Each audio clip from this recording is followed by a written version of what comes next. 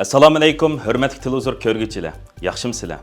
Dunyo Uyg'ur qurultiyi to'r televiziyasining kunlik xabarlar programmasiga hammanglar xush kelibsizlar. Men Iftixor Abdurashid.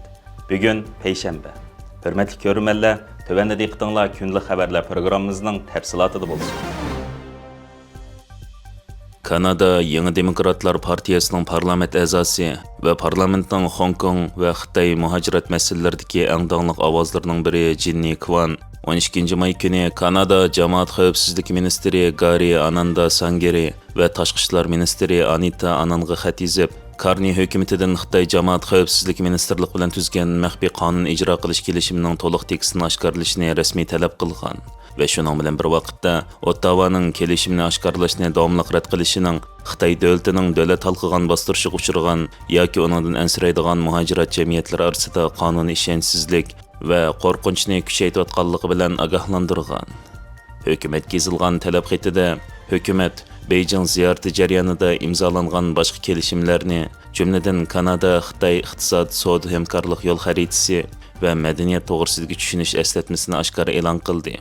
Ammo jamiyat xavfsizligi, fuqarolar erkinligi, muhojirat jamiyatlari va davlatning egilik huquqiga muhim ta'sir ko'rsatadi deb qaralgan soqchilar hamkorlik kelishimini oldin oshkorlashdan bosh tortdi deyilgan bo'lib, Mark Carney hukumatini Beijingda imzolangan ikki davlat soqchilarining hamkorlik eslatmasini yoshirishni to'xtatishga chaqirgan. Bu haqda parlament a'zosi Jenny Kwan hukumat o'xshash Beijing ziyoratida imzolangan savdo va madaniyat kelishimlarida oshkorlikni tanladi.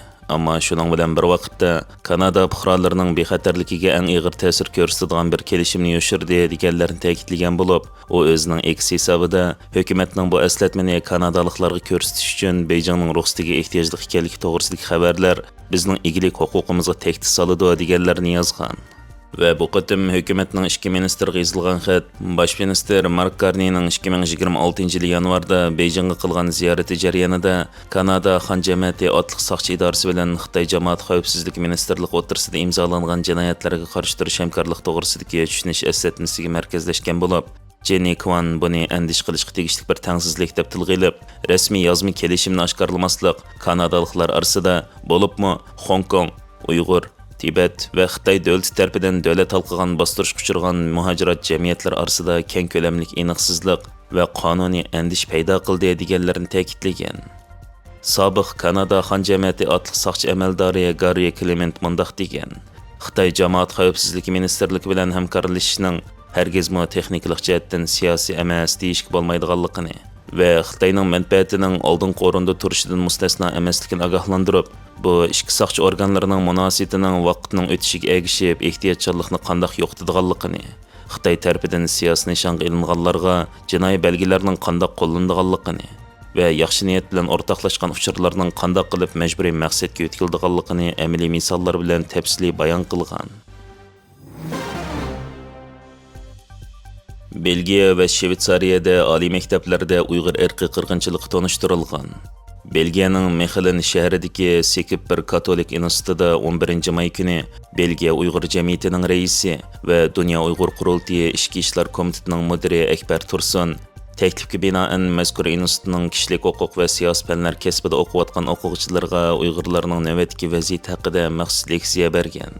Akbar Tursunning bildirishicha, bu uning mazkur institutda taklif bilan 5 qatim leksiya so'zlashi bo'lib, u buningdan ilgari o'xshash temalarda 4 qatim leksiya bergan.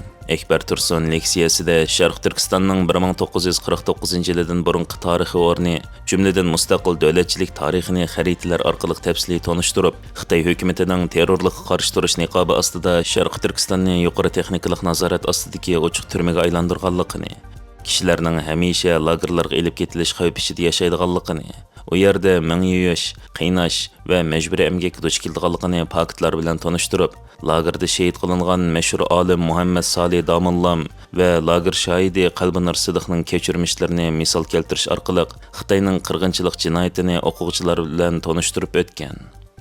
Shvetsariya Uyg'ur jamiyatining sobiq raisi ve Dünya Uyghur Qurultayı Səhiyyə Komitetining müdiri Andili Qaraxanli mushu ayning 12 kuni Siyorix shahridagi to'liq o'rta maktabda mazkur maktabning o'quvchilariga Sharq Turkiston tarixi va vatanimizning Xitoy ishg'oliga uchrab mustamlika bo'lish jarayoni, majburiy emgak va xalqaro ta'minlash zanjiridagi Uyg'ur majburiy emgakiga chetishliq mahsulotlar va markalar, Uyg'ur irqiy qirg'inchiligi va Uyg'urlarning navbatdagi vaziyati haqida maxsus leksiya bergan.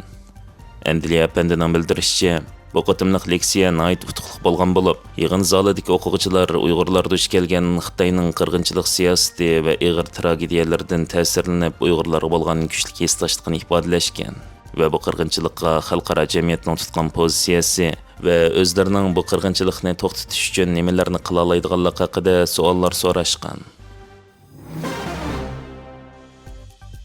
Amerikada Uyg'urlarga qarshi tashviqot elib borgan Kaliforniyalik Xitoy shahar boshlig'i Xitoyga josuslik qilish bilan ayblanib qo'lga olingan.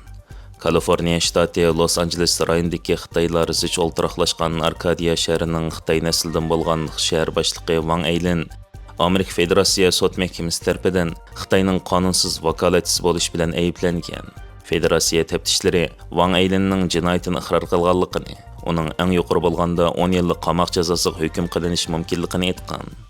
Fransiya agentligining xabarida bildirishicha, Wang Aylin Amerikada qonunsiz Beijing doiralari uchun tashviqot faoliyati olib borgan va Amerika siyosatlariga ta'sir ko'rsatish uchun lobbichilik olib borgan deb gumon qilingan. Bu yil 58 yoshga kirgan Wang Aylin 2022 yil 11 oyda Arkadiya shaharlik kengash a'zoligiga saylangan. 5 a'zodan tarkib topgan Arkadiya shaharlik kengashda shahar boshlig'i vazifasini har qaysi kengash a'zolari navbat bilan o'taydigan bo'lib, rasmiy tor bekatining xabariga qaraganda, Wang Aylin 11 may shahar boshliqlik vazifasidan istiqo bergan.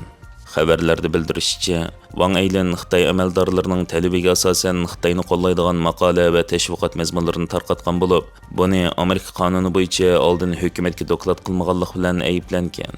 Wang Aylinning iqrorida Amerika territoriyasi ichida Xitoy hukumati uchun vakolatchilik qilganda Amerika adliya ministriga qonun bo'yicha uqtirmaganligini, shundaqla tor bekatida e'lon qilingan ba'zi mazmunlarning amaliyotda Xitoy hukumat a'zolarining ko'rsatmasi bilan e'lon qilinganligini oshkorlamaganligini e'tirof qilgan. Amerika taftish doiralarining ko'rsatishicha 2021 yil 11 oyda Wang Aylin Xitoy axborot sistemasining yuqori darajalik a'zosi Chen Jun bilan aloqa qilgan. Sud hujjatlarida qayd qilinishicha, Chen Jun Xitoy Kompartiyasining yuqori darajalik faoliyatlariga, jumladan harbiy parad marosimlariga doim qatnashib turadigan, shundaqla Jallod Shi Jinping bilan ko'rishgan kishi bo'lib, Chen Jun 2024 yil 11 oyda Nyu-York Janubiy rayonlik Federatsiya sud mahkamasida Xitoyning qonunsiz vakolatsiz bo'lish va hukumat xodimlariga pora berish jinoyati bilan 20 oylik qamoq jazosiga hukm qilingan. Hörmətli görürmənlər, yuqorida diqqətinizə günlük xəbərlər proqramımızın təfsilatını sunduq. Kelər qıtımlıq sanımızgacha ko'rishgacha aman bo'lgaysizlar. Stansiyamizning YouTube kanaliga a'zo bo'lishni unutmang. Xayr xo'sh.